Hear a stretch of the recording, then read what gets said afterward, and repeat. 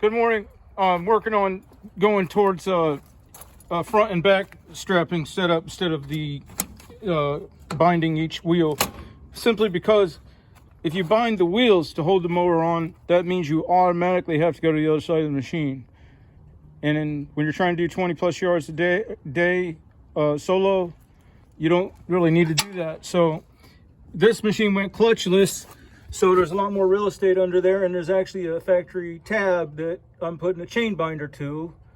I didn't invest very much time or anything to try this out because it happens that that chain binder is set up exactly right length for that to pull hard against the headache rack.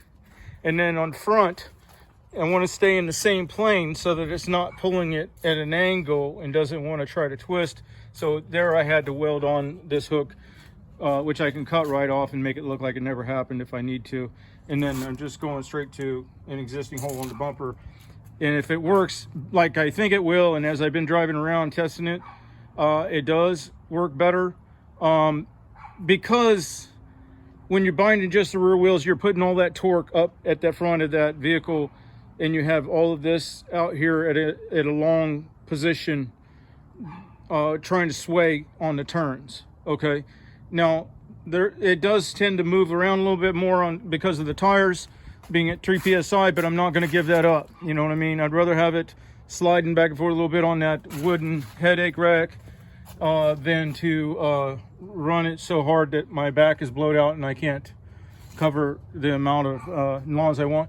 Also, I cut and did my very first plastic edger blade.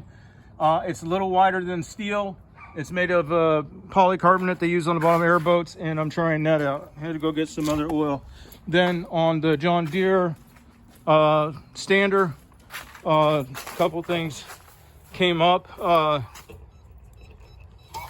and that is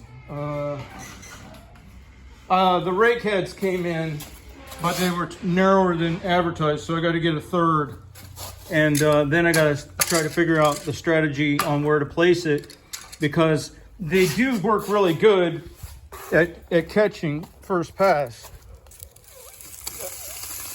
which is important because you're not back and forth like you would with your manually, although you kind of could on that machine.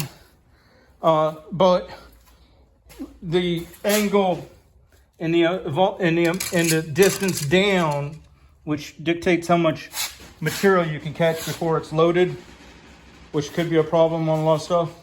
That's an issue once I get the third rake head. I can't find replacement tines for the aerator, so that's on hold. The pressure washer has the new mount, so it mounts easily behind. I had to make it 2 tires instead of 1, but it mounts easily behind the mower. I made a piece that holds the drill that I need. See, that's on a rubber hose that I need for when I flip the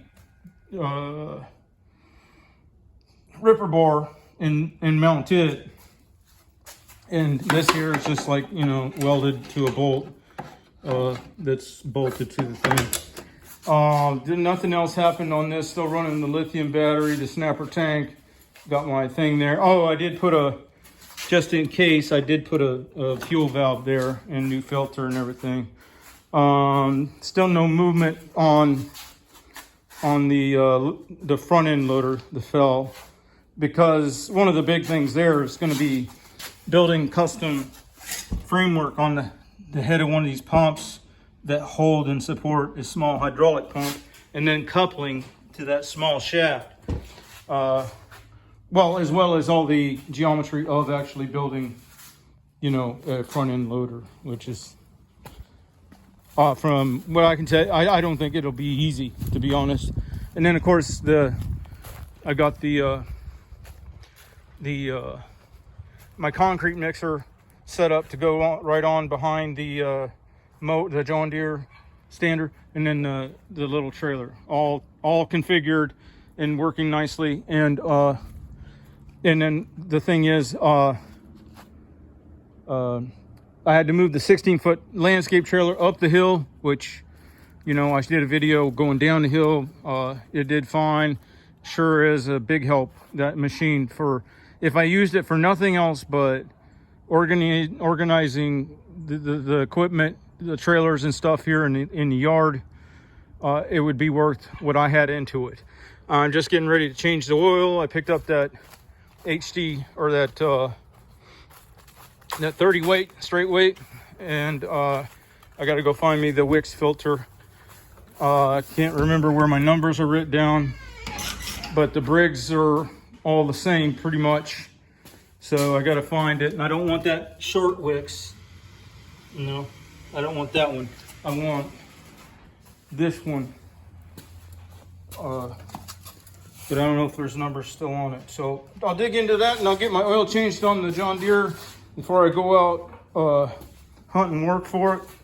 And oh, I also put an abrasion guard on this inside line, because as it's designed, if you're riding high, deck in the high position a lot, there's a nut, a bolt head or a nut head, kind of like what my finger's pointing to, but behind that hose, that rubs on it.